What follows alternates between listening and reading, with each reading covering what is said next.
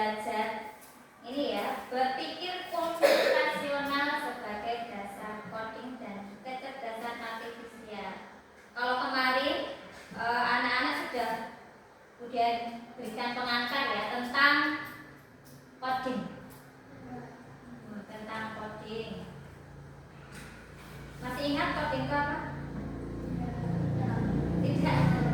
Coding itu mengonversi ya, jadi mengubah ide, pikiran itu menjadi suatu instruksi. Kalau sebenarnya ya pemrograman itu kan bahasa pemrograman. Tapi di sini anak-anak belajar coding di sini untuk kelas 5 itu kan tidak langsung ke pemrograman ya. Jadi lebih nanti kalian diharapkan bisa berpikir kritis kayak gitu. Seperti tadi coding kan coding itu nanti hubungannya dengan tadi ya mengonversi, mengubah pikiran menjadi nanti instruksi. Nah sekarang kalian akan belajar tentang ini, berpikir komputasional sebagai dasar coding dan kecerdasan artifisial. Ya.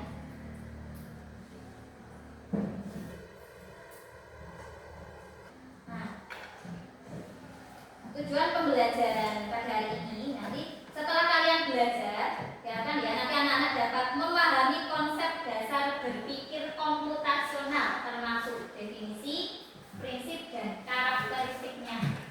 Lalu dapat menjelaskan keterkaitan berpikir komputasional dengan cara berpikir logis dan pemecahan masalah dalam berbagai konteks. Gitu ya. Nah, sebelum kita mulai, kita ketuk 1, 2, 3 dulu ya. Tepuk 1 nanti tepuknya berarti 1 kali, tepuk 2 kali, tepuk 3 kali gitu ya. Nah, betul. Jadi mau konsentrasi. Tepuk 1, tepuk 2, tepuk 3, tepuk 3, tepuk 2, tepuk 1, tepuk 3. Sudah konsentrasi ya, siap belajar berarti ya. Nah, nih sebelumnya coba kalian pernah tidak mengalami seperti ini? Kalau tidak mengikuti langkah-langkah, coba apa yang terjadi jika kita tidak mengikuti langkah-langkah dalam membuat suatu karya? Satu, membuat tempat pensil dari kotak-kotak. Kira-kira apa yang terjadi? Jadi apa? Jelek, apalagi coba? Nah, seperti itu. Jadi, nah ini ya, nanti anak-anak berpikir seperti itu. Nanti tentang komputasional itu, nanti kalian akan berpikir nanti seperti ini gitu ya. Jadi ada langkah-langkahnya, orakur saat-saat. Nah seperti ini.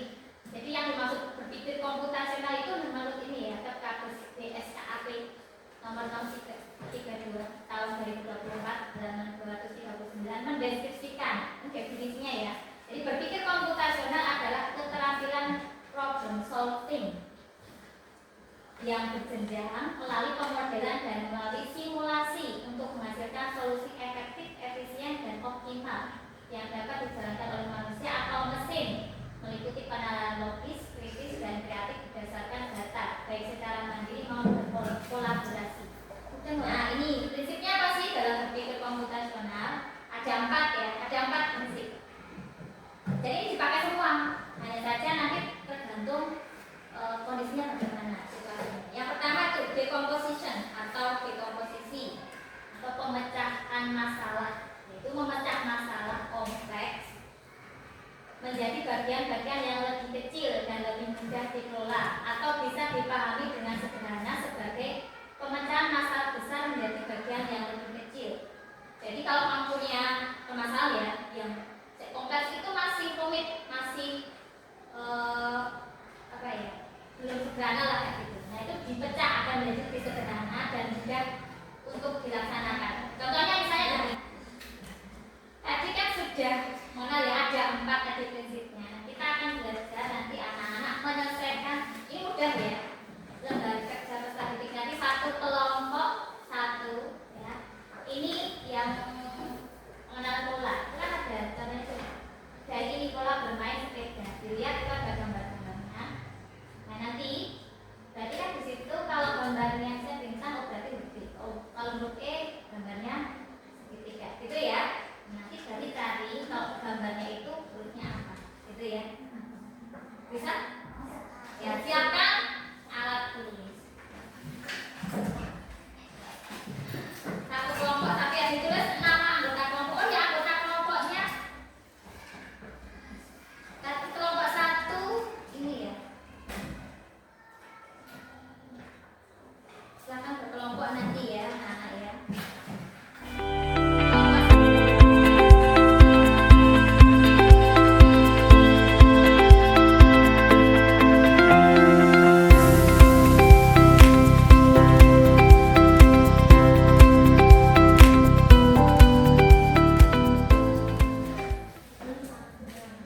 Sudah selesai semua? Sudah yakin ya? Nah, sekarang presentasi. Ini ada berapa kata ini? Satu, dua, tiga, empat, lima, 7 ya? 7. Nanti ada yang 2 kata, ada yang 3. Ini yang atas, dari sini harus muter lah ya.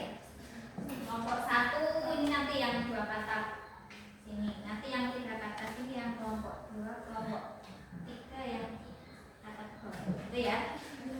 Ya, siap ya presentasinya. Coba dari yang lainnya perhatikan sama atau bedanya. Dari kelompok 1 dulu, yang paling atas. Siapa yang mau baca? Tidak apa-apa, Risa satu, berani. Siapa yang mau? Kita bacakan saja. Kata yang pertama setelah ide apa itu? Desa. Kelompok 2, kelompok 3. Yang ini desa, sama atau tidak? Betul atau tidak? Ya, betul ya. Terus yang selanjutnya, kata selanjutnya siapa? Mau ganti? Apa Mas Galuh? Pada. Pada. Sama. Betul. Betul semua ya? Ya. Sekarang yang kelompok 2, yang baris ini 3 kata. Dari yang paling kiri. Nah, boleh deh mau bacakan satu kata dulu, nanti gantian ya. Sapi. Yang sini sapi. Coba yang lainnya dicek. Ya, selanjutnya gantian boleh. Siapa yang membacakan yang rasa? Rasa. Kelompok 1 dan kelompok 3 berjalan sama tidak? Ya. Yang ketiga mana? Mana? Sama semua ya? Nah, sekarang kelompok 3 yang paling bawah. Pedas. Sama. Ya. Terus selanjutnya besar. Ya, semuanya sudah bisa ya. Tepuk tangan buat semuanya. Ini salah satu contoh pengenalan pola ya. Ini tadi kan bisa juga seperti ini. Jadi ada pola seperti tadi kan ini ya. Oh, yang di sini kan polanya berbeda-beda ya. Kalau huruf yang sama pasti nanti simbolnya sama, gitu. Misalnya B itu bintang. Yang ini E segitiga. Nanti berarti di sini juga sama seperti itu karena berpola. Ya, itu namanya berpola. Jadi kalau ada kesamaan itu namanya pola. Nah, tadi ini sudah belajar salah satu prinsip berpikir komputasional dengan pengenalan pola ya. Gimana? Masih kan tidak yang seperti ini? Nah, pengen yang lebih seru lagi? Ya, kalau di pertemuan depan ya. Nah, lihat kan ini masih ada itu. Insya Allah untuk pertemuan depan itu nanti masih ada apa?